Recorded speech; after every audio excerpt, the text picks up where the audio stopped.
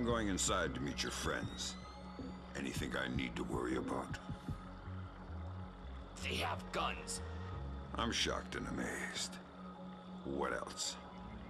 Splinter Cell Pandora Tomorrow was released for the Xbox, PlayStation 2, GameCube, and PC on March 23, 2004, and an HD remaster was also released for the PlayStation 3.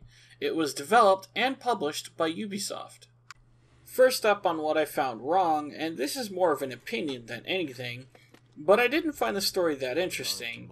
It's just another terrorist causing problems in another country, and Third Echelon steps in to take care of it. Pretty standard. But then again, I didn't find the first game's story that great either. They are fun games to play, but the story just falls short. One problem that I had with the first Splinter Cell is that it felt too linear, and that did carry over into this game.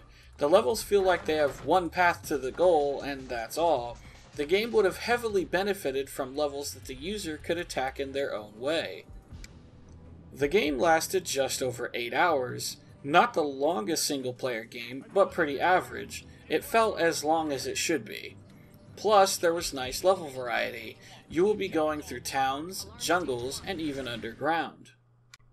You have plenty of gadgets to play with, as is traditional with Splinter Cell games. You have 2 guns, a pistol, and an assault rifle.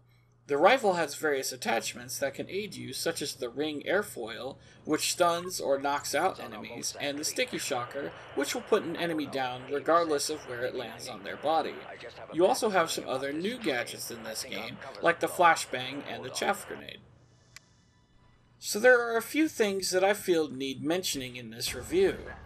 The game fixed almost every issue that I had with the first Splinter Cell. First off, they got rid of wall jumping this time, thank goodness. The first game's wall jumping was awful. It rarely worked and oftentimes had you falling to your death or jumping over and over like an idiot. The AI was heavily improved this time around. If you take out enemies and there is another enemy nearby that might be close enough to hear the gunshot, they will not run immediately to you and open fire. If you are hidden, then the AI will not find you unless you get too close. Huge improvement for me. They changed the way that you get health in this game. The last one, you would find small health packs hidden around the level, which would only heal around 20% of damage. This time, though, they don't let you pick it up and carry it around. You will find health stations scattered around the level instead.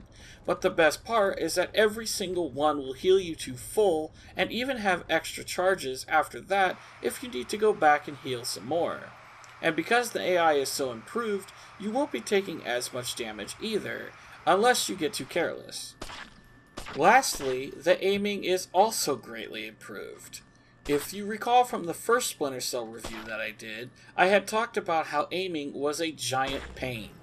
You could be aiming at someone's head or right at a light bulb at point-blank range and it would miss over and over again. That problem is 100% fixed this time around, where you aim is where you will hit. Just these few things being fixed made the game a ton more enjoyable for me. I struggled with the first Splinter Cell, but in Pandora Tomorrow, I was having a lot more fun. To sum this up, Splinter Cell Pandora Tomorrow is a much more polished game. They fixed so many problems that I had with the original, and it made the game that much better to play.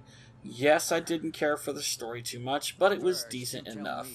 The game is selling for around $4, so go ahead and grab it. It may not be perfect, but it's an excellent stealth game. I'm from the phone company. There's been a recall. What? I'm gonna need to take your telephone. I'm very confused. Give me the phone, Francis.